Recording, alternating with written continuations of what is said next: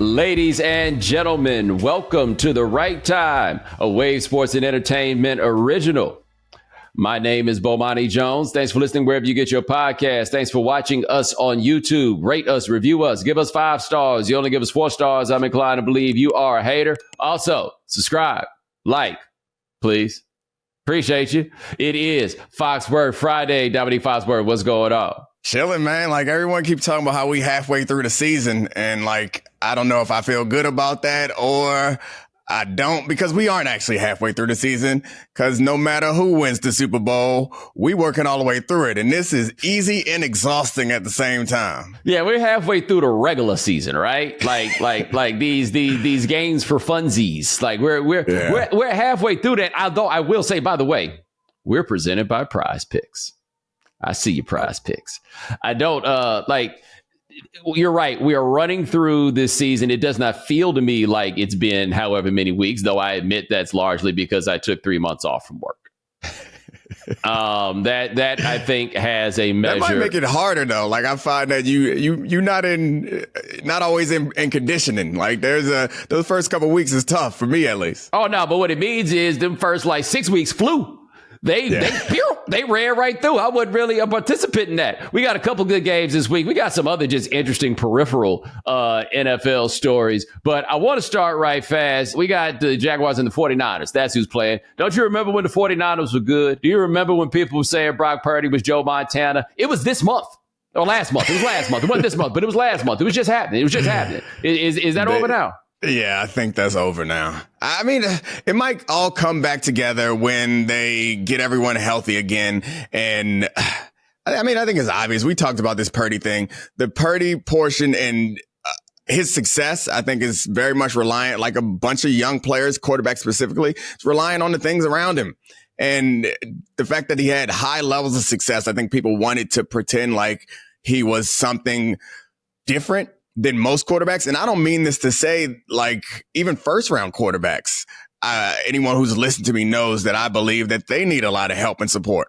And when they get it, we get excited about them because they have extraordinary talent. The thing about Brock Purdy is the support around him is one thing, but he does not have, at least at first glance, any talent that looks extraordinary. So when the wheels fall off, it gets pretty bad. And when they're down, and that's the test of all quarterbacks. Like, that's what you want. You want a guy, you're down by 2 scores. They know you got to throw it, and it doesn't matter. You still got a chance. There's only a couple guys in the league like that. And saying that Brock Purdy isn't that is not an insult to Brock Purdy, but he's proven to us that he's not that yet if he's going to be it at some point. Well, the thing is, he does have one extraordinary talent, which is moxie. And moxie, that's a sword that's sharp on both sides. Like that moxie sword, man. You got to hand people that by the handle, and you got to be careful when you got it before you pass it across. Like, he's got moxie, and I give him this, man. He makes NFL throws, which is what you don't typically see from a dude that goes in the 7th round, right? Like, you'll see him make them 20-yard dig throw. Like, oh, that's an NFL throw. Way to go. And he got gassed out here. Christian McCaffrey seemed to be weighing down. Like, I was checking something, Grant Cohn, who covers the 49ers, was making he makes a whole bunch of interesting points about the 49ers. One of them being, they got a Steve Wilks problem, and the problem isn't Steve Wilks as much as Steve Wilks is running somebody else's defense, and he was doing it from the booth. Now they got him on the sideline, and Grant's argument is Kyle Shanahan got his nose in that play sheet, so there's like an energy loss when you don't have Salah or DeMeco Ryans down there on the sideline, and Steve Wilks says he doesn't go on the sideline because he get too excited. But I got to be honest, I've never seen Steve Wilks as the overly excitable type. Have you? No, that doesn't strike me. I mean, maybe that's because he was a head coach, so we should have seen him. He doesn't strike me as overly excited type. Defensive coordinators in general, they do strike me as overly excited types. Those are the ones, for many reasons, why defensive coordinators don't become head coaches often. One of those reasons is they tend to be the overly excited type, not the type that you want to entrust. I will say this about this popped into my mind when we were talking about their special players. I really appreciate how uniquely Kyle Shanahan schemes around unique talents. That's what makes them special. However, when you got unique talents and you scheme an offense around them, it don't work when they're not there. Yes. It don't work when they're not 100%. So like Christian McCaffrey at a lesser version of himself makes this hard. And there's nobody in the league, Cordero Patterson, there's nobody in the league that's like Deebo Samuel. So when he's out, it's hard to replicate the things that you do. So it's another one of those double-edged sword situations. Is that offense, when everyone is healthy and with it, is unstoppable. That offense ain't never completely healthy except for the first 6 weeks of every season. And then people start falling off to the side and it's a whole different team. I mean, Percy Harvin got to be somewhere, right? Like, you can go find Percy Harvin, Rocket Ismail, Reggie Bush. Like, Reggie Bush is looking at the 49ers like, see, that's that. Like, I remember Reggie Bush came out. I was like, I feel where y'all are coming from, but I've never seen anybody do what you're expecting, right? Like a guy what Reggie Bush was at USC, the NFL version. I don't know. I don't think this is going to happen. If Reggie Bush came out now, boy, they'd have figured it out. You don't see Marshall Faulk or one of those guys as a precursor to Reggie Bush, and they were unique though. So like, I'm not saying that because someone else should have done it. I thought about Marshall Faulk, right? Mm-hmm. But at least for me, my familiarity with Marshall Faulk as like superstar caliber receiver didn't come till he played for the Rams, right? Fair. Like Marshall Faulk at San Diego State was a running back. I know his last year they deployed him out a bit more, but I never thought of Reggie Bush as a running back the way I thought of Marshall Faulk, even Roger Craig as a running back. I thought of Reggie Bush more in the category of Rocket Ismail, where you get to do a bunch of stuff, right? And the NFL is not really do a bunch of stuff place. At least it wasn't then. You brought him out now. Imagine Kyle Shanahan had 21-year-old Reggie Bush. Oof. The highlights would be insane. That's a basketball parallel that we don't often make in like how there's taken some time for the NBA game to adjust to maybe European positionless. And of course, as seems to be an early theme in this show, is a double-edged sword. There's a double-edged sword to that, but there's taken some time for them to be able to understand how to use guys who are versatile. And then you're getting more and more of them in the league. It feels like there's a similar parallel in the NFL where it's taken some time to figure out how to use guys that are versatile. But when you can use those guys, you're going to be good. You're going to be dangerous. And when you have a bunch of those guys, but you don't know how to use them, you're going to be the Falcons. Yeah, I also think, though, like versatility, the thing about versatile dudes is almost like in baseball, the utility player. You only find out somebody's a utility player when they ain't that good at one of them. Therefore, you just plug them in every time you got a hole at the other one. Like, you've got to be really good at both of those things to be able to do them in the NFL, right? Like, just simply being capable is not going to be enough because we got somebody really good that's over here. I think about that a lot when we talk about Taysom Hill and how we celebrate him because he can do a bunch of things okay. And I guess I need to put a little bit more respect on his name because he's done it under a different coach now and he's done it over an extended period of time. But always remind people that the Swiss Army knife is not a compliment. Don't nobody hand you a Swiss Army knife when you're in a steakhouse. You know, like the Swiss Army knife is good to have when you don't have the shit that you want. In a pinch. You know? Yeah, that's an in a pinch type of situation. Like, yeah, Taysom Hill is a good quarterback when everybody is hurt and they're expecting you to run. He's a good tight end when you put him in the game, people preparing for something else. So it's to be understood that there's a difference between, I don't know the proper word, versatility versus like actually being great at a bunch of different things. There's a very thin line between those things that is very distinct and important because I don't know. I got a corkscrew. I can actually get a corkscrew. I don't need. I got a nail file. It's like damn. You ain't got no corkscrew. Somebody go get my keys. Exactly. Like I got a nail file if I need to file my nails and clippers. I got scissors that are much better than them little Swiss Army scissors. The point of the matter is everyone thinks that's a compliment. It ain't. By the way, I'm sure someone has brought this up many times in the past. I haven't heard this question asked, but what does Swiss Army do? They literally ain't got beef with nobody. They just sitting around keeping watch. They security guards. Yeah, I mean, they are keeping watch works. They're good at making watches there, right? Yeah, I'm just saying though. Switzerland is they're the neutralist. They don't really need an army. You know what their army is? Bank security. That's what their army is. Like I went to Monaco. And they say Monaco, I don't remember. I think they said they don't have an army. You know, it's a city state, right? Like I think they said they don't have an army, but they got more police per capita than any place. And I just can't imagine what the Monaco hood looked like. You know what the Monaco hood looked like? The Monaco hood looked like Soho, I'd imagine. The Monaco hood looked like whatever the fancy neighborhood where you are. They out there stretching and surviving over there in Monaco about that. And I'm like, what you need all them police for? Oh, that's right, because the revolution coming here first. That's what y'all worried about. I'm on the Wikipedia now looking for Swiss wars. It ain't too many of them. No, they're the neutralist. Yeah.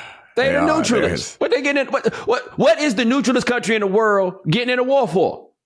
I ain't been in no real legitimate skirmishes since like the 1400s. Yo, because here's the problem, man. If anybody come and try to get into a war with Switzerland, every other country got to come slow it down, man, because it's too much money over there. It's too much money over there. That's what it always boils down to. Yeah, not even the Russians. The Russians ain't never get no bright idea like we going to march into Switzerland, but you're not. Like, you know what Switzerland is? Switzerland, that McDonald's in Ferguson. I talked about this all the time when they was doing that Mike Brown marching and everything else. I was like, let me tell you something, man. Whole lot of things might burn down. Whole lot of things might go wrong. I'm telling you right now, ain't shit about to happen to that McDonald's. It ain't about to be no melee at McDonald's. It ain't about to be no McDonald's massacre. It ain't going to be none of that. McDonald's is not allowing itself to become defined by what's going on here. Don't you worry. It's kind of like how Disney got a no-fly zone. Yeah. That's Switzerland.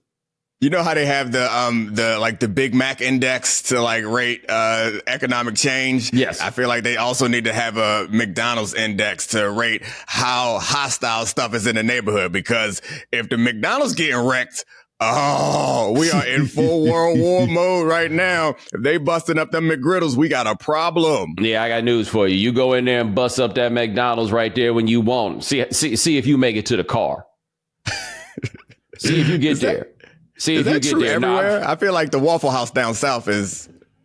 The difference is the Waffle House is maintaining its own level of homeostasis. Like there's external places that's making sure don't nothing happen at the McDonald's. The Waffle House, don't you worry, they doing that from the inside. Like I was talking to somebody, we talked about on the show earlier this week, where I was talking about DeMar Hamlin, and the only way where I cut the NFL a small measure of slack on the idea they wanted to keep playing that game is that they always keep playing. Like they did, I'm sure they had no manual for, okay, we have to stop this game. They played through horrific things before. I don't know why I can understand why they wouldn't think this horrific thing would be the one that would make them stop. I get it.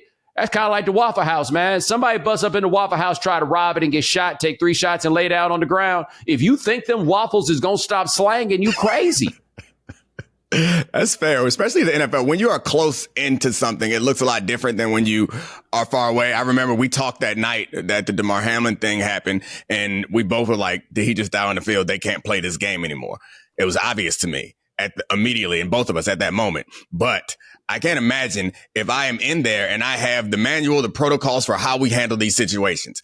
I'm pretty sure that there is no like choice to be made, or there's no node in the decision tree that's like, we in the game. I imagine that the manual probably, even if I'm sure that they've imagined a scenario where someone dies. And I'm guessing that the manual doesn't say shut anything down. Say, get this man off the field and let's keep playing. Look, they looking at that like it's 2 feet of snow in Chicago. Baby, if we stopped every time it had 2 feet of snow, we'd never get anything done. It's funny because that reminds me of the Michigan stuff, which I know you want to get to at some point, because it's about, to me, that you want to stay within the confines of a process because it gives you protection, unless there are extenuating circumstances. And you never really know how extenuating the circumstances are when you're in them. You don't know it until years later. So while people are off the rush to judgment on this Michigan stuff, like, yeah, okay. The risk of doing that is once you set the precedent that you're willing to go outside of protocol, ask Roger Goodell. Yep. Then it becomes your problem every time. And the fact of the matter is, it's like being president of the country. Any decisions that get on your desk, there is no good answer for them. All right. I want to put a pin in that because I want to get back to it because I really do. You hit dead on the point I want to get to, but I want to say this thing about the 49ers as we meandered a little bit, right? I got in a little trouble when I wasn't working. It wasn't actually trouble. I just made some people mad who are inclined to get mad, and that is Bay Area sports fans. I would like to note that I find 49ers fans to be far more tolerable than Warriors fans because most of the Warriors fans that I hear from, not all, I'm talking about the ones I hear from on the internet, unlike those Warriors fans, 49ers fans have been watching football for more than 9 years. All right. Like there's a big difference between those people. Anyway, I said something and I don't think it was properly interpreted. I acknowledge it was a bit of a hot take, but I think you'll feel me, right? I was like, if somehow the 49ers came out here and missed the playoffs, and they missed the playoffs because they still don't have a quarterback, after trading 3 first-round picks to get one, you entertain firing people, right? Like, if you are in charge of this operation and we did all this to get a quarterback and we still a quarterback away, because that's where they were last year, a quarterback away. That's where they were in 2019, a quarterback away. They got to the Super Bowl, but the issue was they were a quarterback away. And last year, you could make the argument where Purdy got hurt. Yeah, they were a quarterback away, okay? If they still a quarterback away, you look at the people in charge and say, all right, fellas, so what exactly is it that you're doing? Because they're not in a position to get a quarterback. They don't have picks to go trade and figure out how to get one. Maybe you hope that Kirk Cousins becomes available in free agency, but I don't think that's the solution, if I'm being perfectly honest. I think every team Kirk Cousins has been on has damn near been a quarterback away. If this Purdy thing doesn't work out and people went into the season so sure that it was the thing, and I was like, I don't know why you're feeling so confident. If you're not sure that Purdy is the thing, then legitimately, what in the world are they going to do? It's a short meeting, though, because I think you're right. The results would suggest, and this is a similar thing with the Bill Belichick thing, is like no one who has had the run that Bill Belichick has had the last 5 years is gonna survive that, right? Given that they don't have much to show for them. We were looking at their Pro Bowlers. They don't got none. They don't be drafting good. They don't be succeeding on the field. However, it's Bill Belichick. And I know that Kyle Shanahan does not deserve the same level of grace that Bill Belichick's 6 Super Bowls has earned him. However, he's still a really good coach. Yes.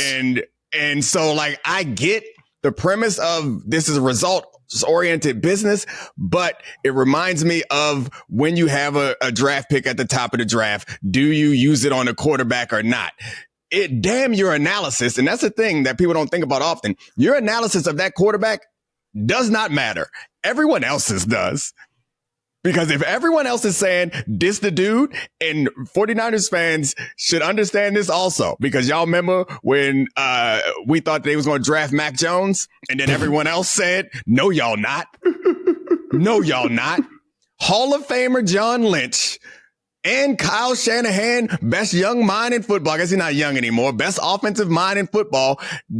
Whether they felt that Trey Lance was the right guy at the beginning or not, eventually they came around to the wisdom of the crowd, which was obviously wrong for their situation. So I say all that to say, in this situation, Kyle Shanahan is that quarterback that the rest of the league loves. Go ahead and fire him if you want to. Let him go win 3 Super Bowls elsewhere. Yeah, I get you. But this is my question.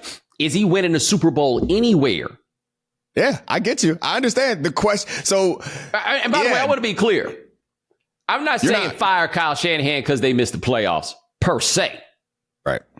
But at some point, you got to ask yourself, first of all, if this guy only knows how to coach meagerly talented quarterbacks, you got a problem, right? Can you win a Super Bowl with a guy that can only coach meagerly talented quarterbacks? Number 2, and I guess the issue they wind up in is that no matter who you brought in, they don't have the solution to the quarterback problem because that problem is intractable.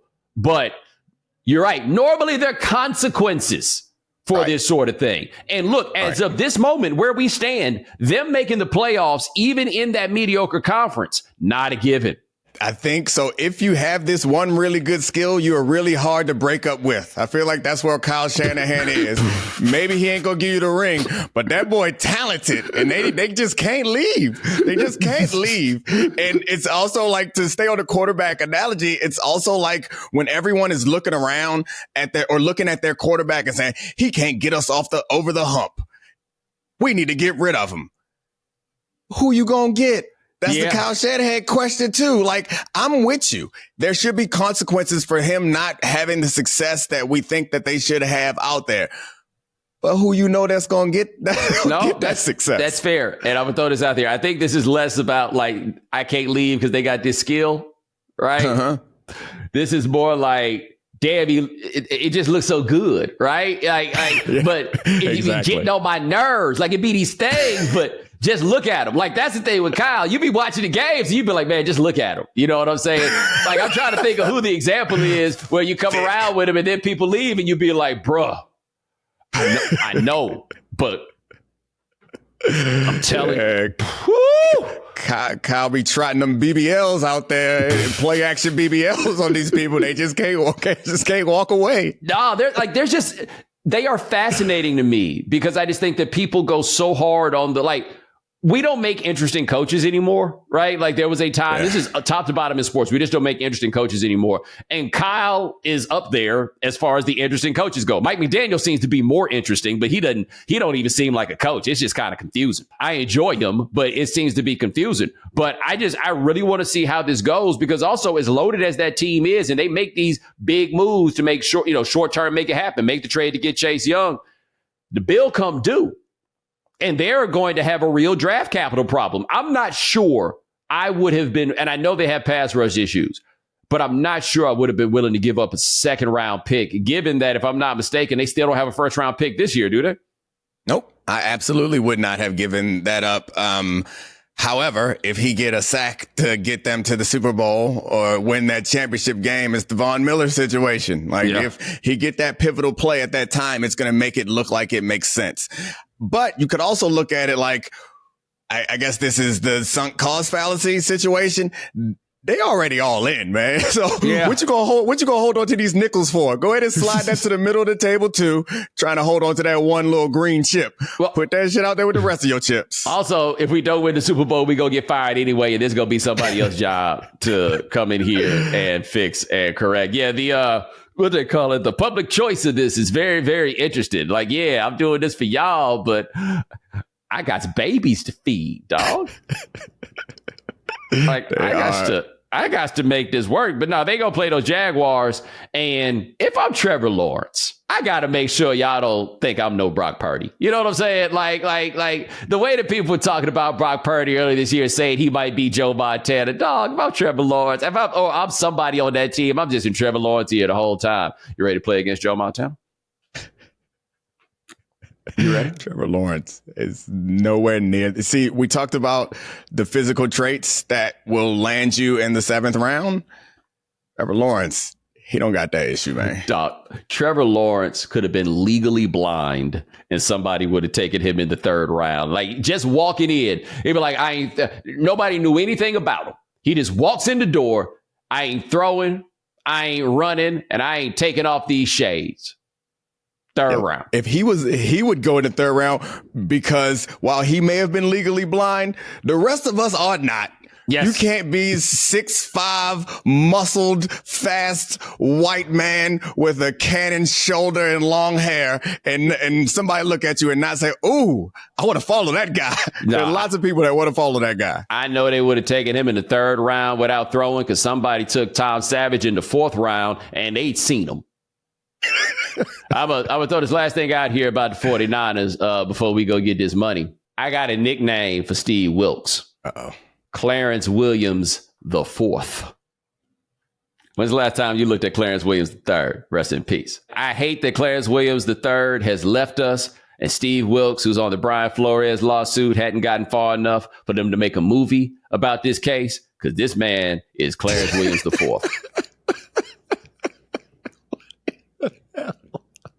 They're going to put this on the screen for the YouTube audience and for you people podcasting. If you don't know who Clarence Williams III is, quite honestly, I'm surprised you listen to this podcast. Yeah. Coming up next, we're going to talk about Jim Harbaugh, who does not look like Clarence Williams III.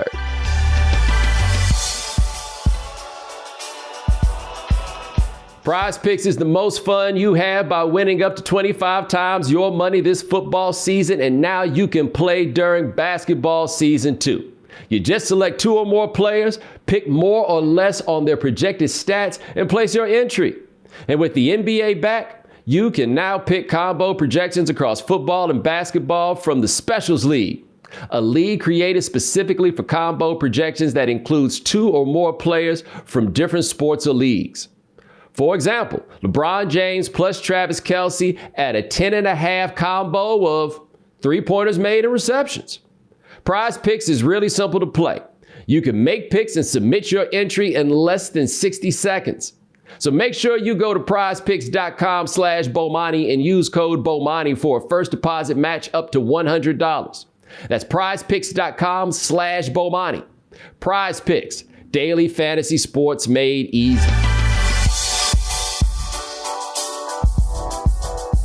This episode is brought to you by BetterHelp.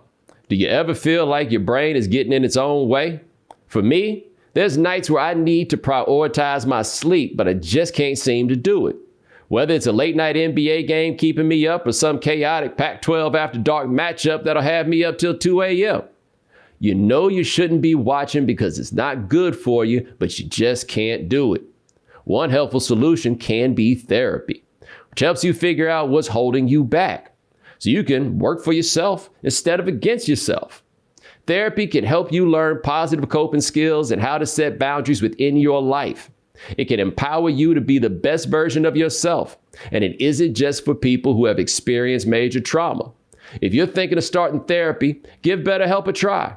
It's entirely online, designed to be convenient, flexible, and suited to your schedule. Make your brain your friend with BetterHelp. Visit BetterHelp.com/Bomani today to get 10% off your first month. That's BetterHelp, HELP.com/Bomani. All right, Domonique, this Jim Harbaugh thing, right? It reminds me of the old saying, just because you paranoid don't mean they ain't out to get you. Like, I am not at this very moment making an argument about whether or not they should punish Jim Harbaugh, what they should do, However, it is absolutely some people out to get him. There is no question about that. All those people who don't like Jim Harbaugh, which is just about everybody, all those people that don't like him, they seem to all be getting together. When they said that Rutgers and Ohio State were feeding signs to Purdue in the conference championship game last year, I'm like, damn, dog, they coming to take you out. They don't like him, and that's what comes with the way that he behaves. And maybe it seems like some of the stuff that he's being accused of is stuff that is normal amongst football teams, and a lot of these teams are aware of it. We still got that music. Can we still play that music? Because there are some things that are not normal amongst this that I've heard that have yet to be verified. Now that I think about this, given that this one isn't live, our production people should be able to come up with a way to make sure that this happens. We will put something on the screen that will indicate to people that we talk about something else that they can't hear. Go for it.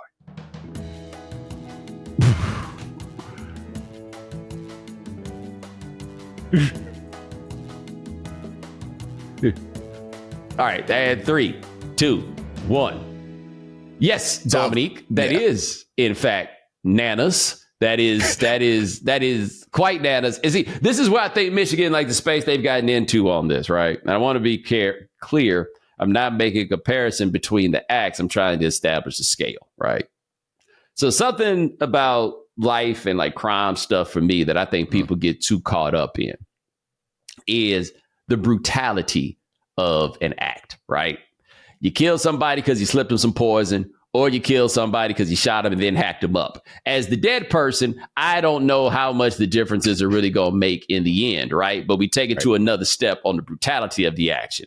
What people seem to have the problem with Harbaugh is not simply the idea that they was cheating, is that they seem to be going the extra light year, let alone mile. Yeah. Like they were going to places and levels that people are like, damn, I ain't even think about that. Like that time Lane Kiffin had his holder out there wearing the wrong number to try to fool people and make them think that the holder on extra points was a quarterback, because so there might be a fake or something like that. And people are just like, dog, who does this, right? Like it's what he's done is uncouth. People find it to be in poor taste. And now they coming to get him. But there are two levels that I love about this that are just decidedly college football, right? Number one, the outright pettiness of the whole world ganging up on Michigan in this way, which may blow up in all their faces because who knows what else everybody else is out here doing. Like, we like, damn, Harbaugh, the only one who thought of this. When you ever been the only person that thought about something? If Harbaugh thought of it, because I don't know who's doing what. And honestly, It wouldn't surprise me if Harbaugh didn't know they was doing it because don't nobody want to talk to him. I can see all those things being the case, right? But number two, and this is what is always fun to me, when one of them hoity-toity nose in the air schools get caught cheating, everything feels different. Because look, you and I talked about this at dinner the other night. The NCAA right now is like a small town police department. They got all these guns. They got all this power. They got all this authority. But there ain't no crime in these streets no more. The money thing, it's over, right? There's no crime in these streets. This isn't, I know this is the Big Ten, not the NCAA, but still all these institutions have to justify their existence. And this is a great way for them to justify their existence. But I remember when North Carolina got caught with them boys and everything that happened with that money in 2010, 2011, where, around then. And all these people that had been high horsing on the side of the NCAA when NC State got in trouble and everything, all of a sudden done fell off their ass on the way to Damascus. The light has been seen. They all get it. And Michigan's in that place. Y'all had your nose in the air. Ohio State, which is a shrug their shoulders sort of renegade program, right? We know what time it is. They don't really try to act like they better. They just try to beat the case.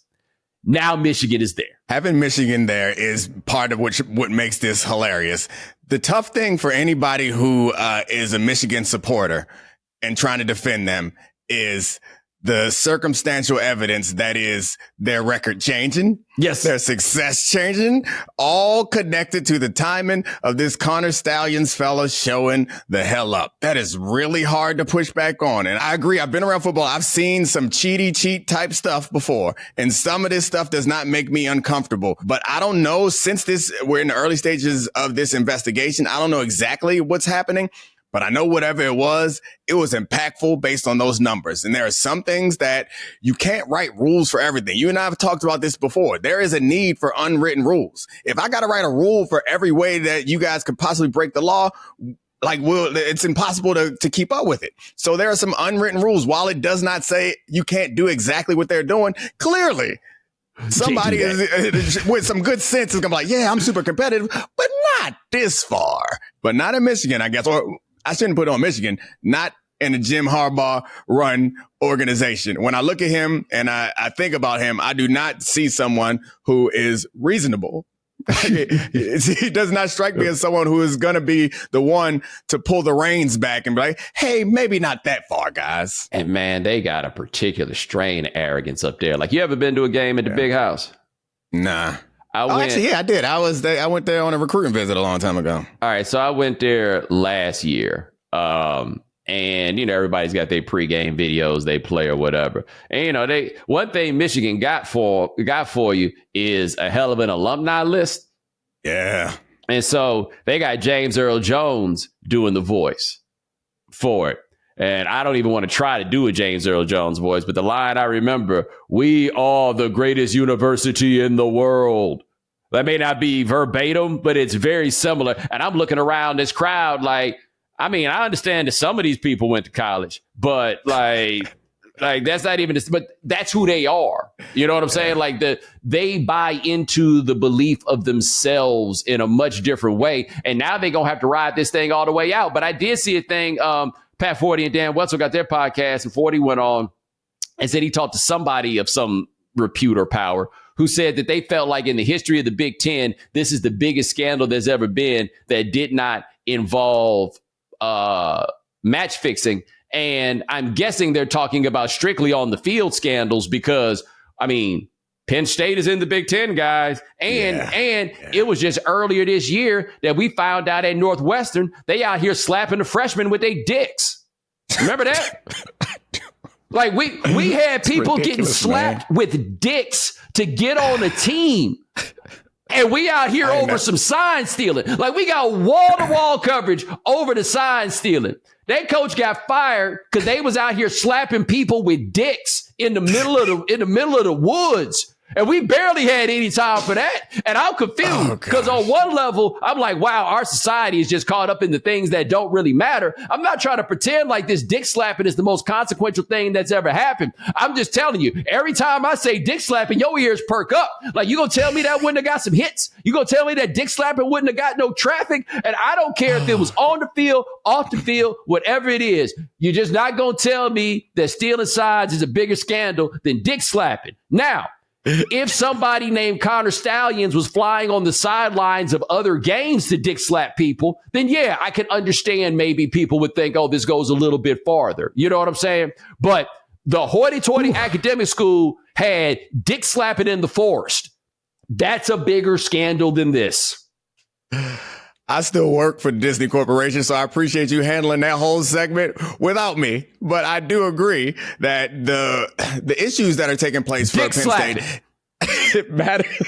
it matters, or that are taking place for Michigan matters because we care about the games. That's why, I mean, we can't pretend like it does. It matters more because of that and because of the school and the team. Don't nobody care about Northwestern except for the people who went to Northwestern. And it's not impacting the field. Like, this is impacting, I'm not saying it's right, or I'm definitely not saying it's right, but that's the reason why. This is impacting this year's national championship race. It has immediate impact. And the idea that they should not, I know Stephen A. and a couple other people said that they should be not allowed into the playoffs, which I think is a bit crazy. Absurd. I think the middle ground that I don't think is absurd is you can sideline Harbaugh and not impact the team. Like, given right now the evidence enough that they have and the rules generally stand that you are responsible to everything that happens within your organization, I think it's fine if they put Harbaugh on the sideline. But I think they need to be careful because the Big Ten and the NCAA may weigh in at some point, but the Big Ten is made up of members of the Big Ten. So it is not an unbiased group. It's not a third party making these decisions. This is something that I'm familiar with because the NFL is also, the decisions that are made to appease, satisfy, pay favors to different owners on different teams. This becomes a problem when you start doing it right here because, again, you don't know what the next issue is going to be, and you don't know what constituency is going to build up and who they're going to come for, and also how it's going to affect you. That's the other overarching thing is this ain't good for nobody in the Big Ten. As much as they hate Michigan, you know what's good for the Big Ten? Them getting to the playoffs and getting that money. That's what I was just about to say. Let me explain something to you right fast. There's a lot of petty beef that's going on here, a lot of back and forth with the schools, all of this stuff. I feel very confident saying in the SEC, they'd have bunkered down and been like, look, this is the best play for this conference, and we going to make this happen. Go look at what happened with the Cam Newton situation. You think most of the conference didn't have beef with that? You don't think that they were salty about that one? Nope.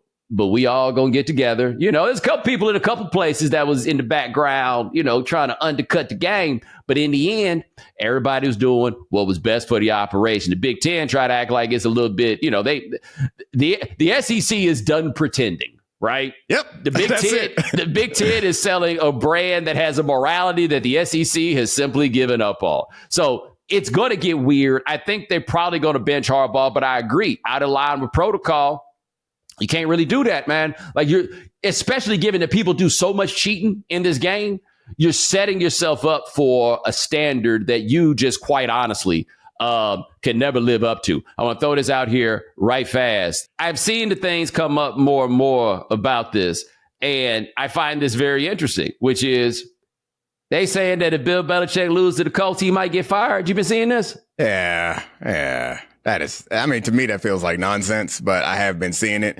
I mentioned earlier, given his recent track record, any other coach with that run without his resume does get fired. But what they're not going to do is fire Bill Belichick midseason. No, that's just not going to happen. No. They're not. Well, especially since they ain't got nothing to play for. Right? Like, there's no, we're going to turn this around and make the playoffs, or we should be in the Super Bowl this year. It's not that level. They're not going to do that. They're in that similar place where they made the wrong pick on the quarterback. Now, this is where I would cut Kyle Shanahan slack on the Trey Lance thing, though I contend Trey Lance looked worse at the end than when he got him. And that's the second time I've seen that happen with him and a quarterback. And at some point, you got to answer for it, right? other than Trevor Lawrence, all the 2021 quarterbacks are bad. Like, that is the year off of, that was the COVID season, was 2020. All the guys that came in 2021, all bad. If you want to throw Jordan Love in there from the 2020 draft, because he looking pretty stinky too, all bad, right? Like, it wasn't that long ago we thought everybody in the league had their quarterback situation straight. Now half the league ain't got no quarterbacks. Yeah, that happened fast, man. That happened fast. I remember thinking, like, we're in the golden age. So many teams are competitive. They got their quarterbacks all over the place. Nope. I mean, it wasn't that long ago when I thought Jordan Love was going to be good this year. Yep. Nope. And by the way, even guys that, like, we think are good, but just how good? Tua, Justin Herbert, right? Like, just how good are we really talking here? But the Patriots got Mac Jones, and they got him because they needed a quarterback, and he was the quarterback that was there. I feel the same way about Kenny Pickett, right? Like, okay, you guys need a quarterback. It's a quarterback right there. I guess we might as well pick up this quarterback. I generally recommend waiting to the second round if that's going to be your play, because then you can go back to the first round next year and nobody really trips on you, right? Like, that's the way you play it. But if Belichick were to get fired unceremoniously, oh, well, this the game you play, big homie, right? Like, Bill Belichick would fire Bill Belichick unceremoniously. Bill Belichick would not give a damn about what had happened the 20 years previous, 7 Super Bowls, or any of that stuff. This is the game. Bill Belichick would have gone out there and got somebody else. Like, that's it. Like, I don't think they'll fire him in the middle of the year, because that's just unceremonious. Like, I just can't. Yeah. I do think he's earned more respect than that. That was kind of mean what you did there, because only Tom Brady got 7 Super Bowls. The Patriots only got 6. That's right. And that's part of the problem. That's part of the problem, is that Tom went down there and did something else. And I think the point I've been making about Bill is it feels like everything that he has done up until this point, all the things that we revere him for, came from a place of humility. It was like, I am not going to, like, out-coach everyone out here, so I will find ways to get edges. And I'll change defenses. I'll try the 2 tight end offense. I'll try anything to get an edge. But recently, the decisions have seemed arrogant. It's like, no one thinks this person is a first rounder. I'll get him. I'll make him a first rounder. No one's ever entered a season without an offensive coordinator. That's all right, because they ain't me. Watch me do my thing. We're going to move on or we're going to fill up our roster with all these okay skill players, but no great ones. We don't need no difference maker right there, because I'm me. I'll fill up this whole defense with cornerbacks, and that's what we're going to do. We're going to cover the shit out of everybody, because that's what Bill Belichick does, and it hasn't been working.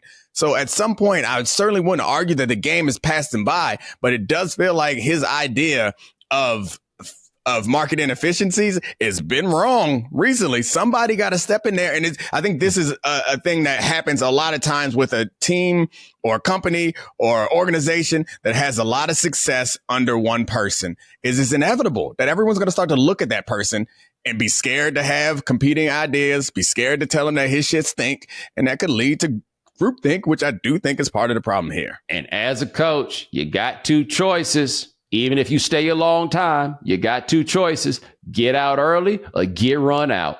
Every single coach has either gotten out early or gotten run out. Don Shula got run out. Tom Landry got run out. It took him a while. Chuck Noll got run out. Bill Walsh got out early. They'd have ran his ass out. And I know that because they ran George Seifert out coming off of like a 14-2 and 12-4 or something like that. Run them out. Every single great coach you could think of either got out early or got run out. I mean, as I recall, didn't Vince Lombardi, I don't think he left the Packers on his terms. He finished in Washington. Yeah. He didn't finish in Green Bay. They all get run out. Go to college. Bobby Bowden, they ran his old ass out of there. Bear Bryant got out before they could run him out. Now, granted, he died, but trust me, one more of them Liberty Bowls, and they was going to get him up out the paint. You get out or you get fired. That's it. And as much as we talk about the cold-heartedness and the ways that people deal with players, do they deal with everybody else the same way? I mean, the incentives are obviously there. And when it's such a public place too, it's hard to whatever. It's so public and the results are so binary. I think in other places you can find something else to hang your hat on, or only so many people actually looking and checking. You can sell some other dream like, no, don't worry about it. We're doing this so we can do that. That's all right. You just don't understand. No, we all understand what this job is. Did you win or did you lose? You're a loser. And you be a loser too many times. You're an unemployed loser trying to convince somebody else of your story. So that's one of the harsh realities of sports that make it so great and make it so difficult, because there is so many variables and contexts that go into the results, but it don't matter. The results are the results, which is why football and sports in general are so great when you're trying to have analogies to talk about other things, because it's so clear. It's black and white. You're a loser. Yeah. You're just losing too much. You got to go. And on top of that, I had a guy who played for the Patriots who had been around the league, right? Had seen some success. And I would ask him about playing for the Patriots. And his response was, well, it's not the most fun place to play, but you have a chance to win every Sunday. When you take away that last part,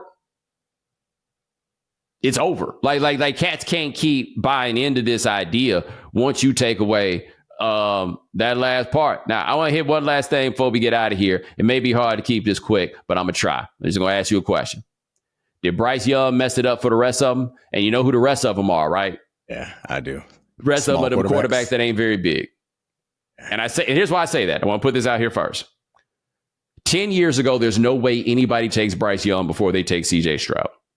I don't know what the case was to really make people think that like the size and stuff didn't matter anymore, because there has not been a great example of the little quarterback coming out here and making it happen. They just did it a couple times. Did it with Baker Mayfield, did it with Kyler Murray. But I saw enough of CJ Stroud to know that dude was good, right? And I saw everything positive people saw about Bryce Young, but there's no way in the world 10 years ago somebody would have taken Bryce Young over CJ Stroud. And now CJ Stroud is out here looking like a top 10 NFL quarterback off the rip. League's in trouble when it comes to CJ Stroud.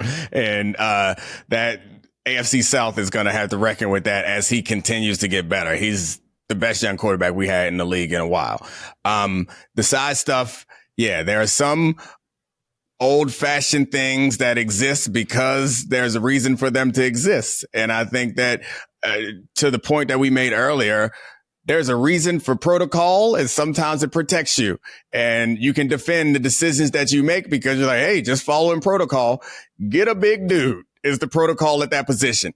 And at some point, it went from being considered risky to take a guy who's not that big to seeming like it made sense. And that's like Kyler Murray, Tua, I guess, is a smaller shorter, not small, but shorter quarterback.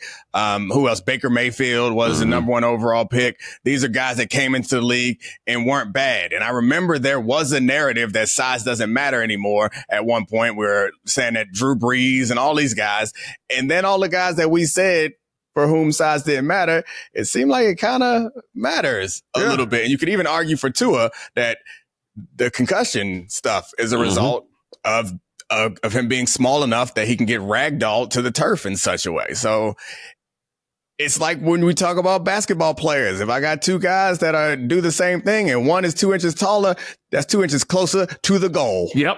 And look, I'm not saying that the only reason CJ Stroud has been better so far this year than Bryce Young is that CJ Stroud is bigger than him.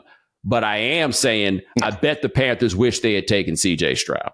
That's all. I bet that's the guy they wish they had. Because look, it ain't like CJ Stroud got drafted. Like, it ain't like Dan Marino who got drafted to go play for a team that went to the Super Bowl the year before. That's not what's happening here, right? This dude is playing for a team that we thought was so bad that when they traded that first round pick to get Will Anderson, we like, damn, that's a top 5 pick. That ain't no top 5 pick.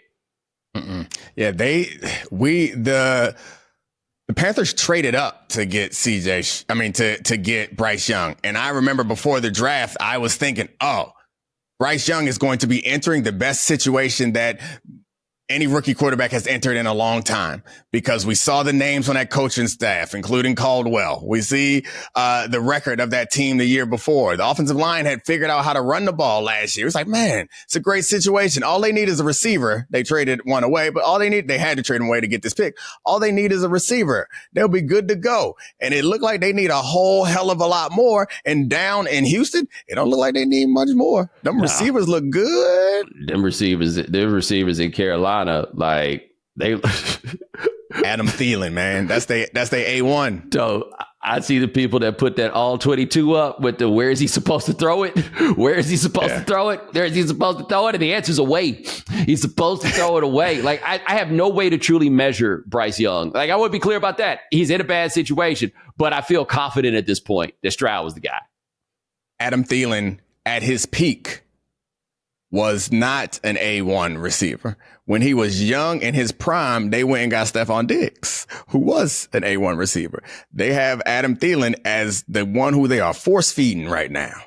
And so I'm not saying Bryce Young ain't struggling too, but they ain't giving that man many options. No. And that is Domonique Foxworth. Check him out on the Domonique Foxworth Show, available wherever you get your podcast. My man, I appreciate you.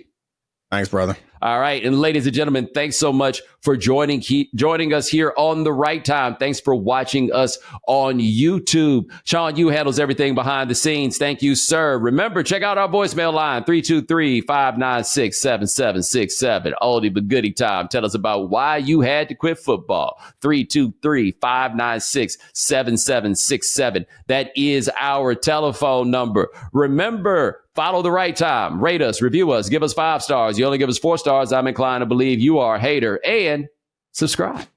Like. It matters, guys. It really does. We'll talk to you in a couple of days. Take it easy.